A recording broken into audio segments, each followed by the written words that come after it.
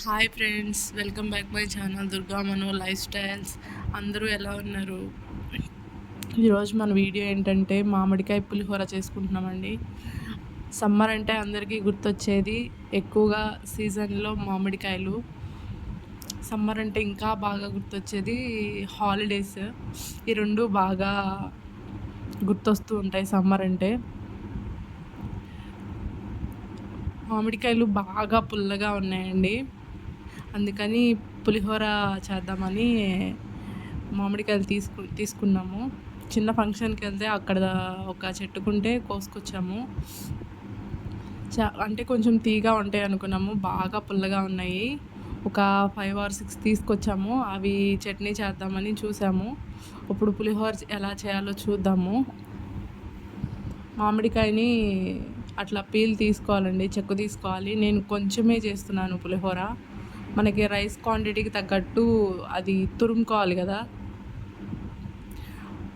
అట్లా తొక్క తీసేసిన తర్వాత క్లీన్ చేసుకొని తురుముకోవాలి.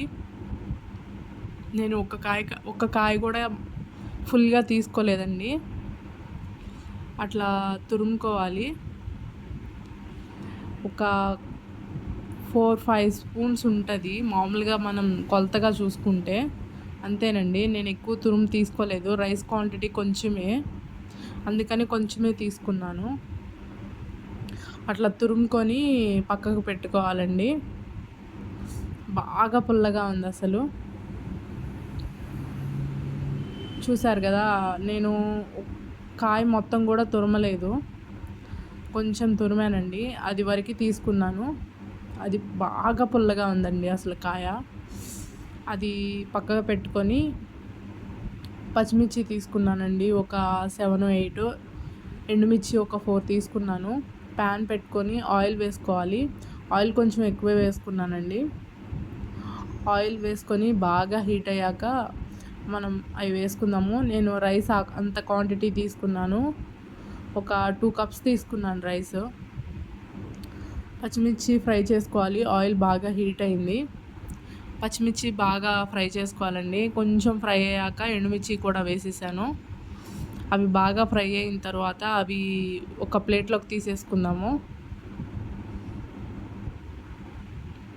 అవి ఒక ప్లేట్లోకి తీసేసుకుందామండి. ఇప్పుడు పల్లీలు కూడా ఫ్రై చేసుకుందాము. పులిహోరలో పల్లీలు కూడా వేసుకుంటే చాలా టేస్ట్గా ఉంటాయి కదా, పంటి కింద తగులుతూ ఉంటే. అవి కూడా ఫ్రై అయినాయి. డైరెక్ట్ రైస్లో వేసేసానండి నేను.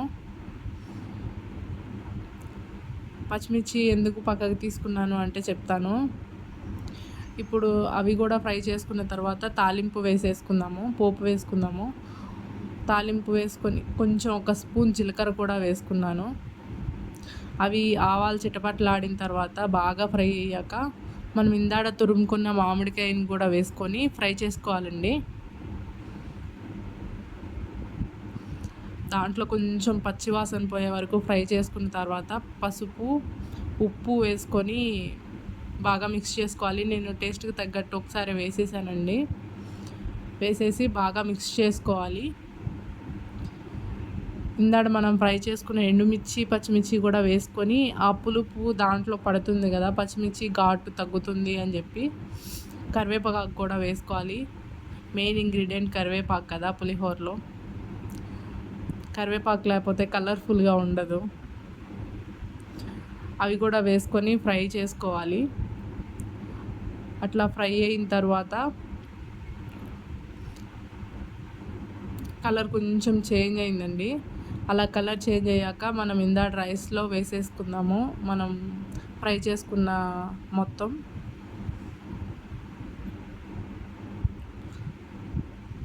చాలా బాగుంటుందండి రెసిపీ. చాలామంది తినే ఉంటారు, కాకపోతే చాలా ఈజీగా సింపుల్గా ఇలా కూడా ప్రిపేర్ చేసుకోవచ్చు. అంతే, చాలా టేస్టీగా ఉందండి. అట్లా బాగా మిక్స్ చేసుకోవాలి, రైస్ మొత్తం కలిసేలాగా. ఒక్క చోటే ఉంటుంది కదా మనం వేసింది. బాగా మిక్స్ చేసుకుని అట్లా టేస్ట్ చూద్దాము.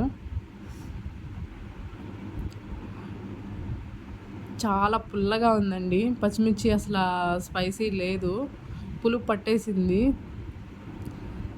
చాలా టేస్టీగా ఉంది. పచ్చిమిర్చి నేను స్పైసీగా ఉంటుంది అనుకున్నాను, స్పైసీ లేదు, అసలు పులుపు పట్టేసింది. రెసిపీ ఖచ్చితంగా ట్రై చేయండి. ఛానల్ ఎవరైనా కొత్తగా చూసేవాళ్ళు ఉంటే please like and share, subscribe my channel. ఇంకా మరిన్ని వీడియోస్ కావాలంటే మన ఛానల్లో కుకింగ్ వీడియోస్ చాలా ఉన్నాయి, చెక్అవుట్ చేయండి. ఇంకా కొత్త రెసిపీ ఏమైనా కావాలి అంటే కమెంట్ చేయండి. థ్యాంక్స్. మీరు కూడా ఈ రెసిపీ ట్రై చేయండి. Thanks for watching. Please channel like చేయండి, షేర్ చేయండి, సబ్స్క్రైబ్ చేయండి. Thanks for watching. Don't forget.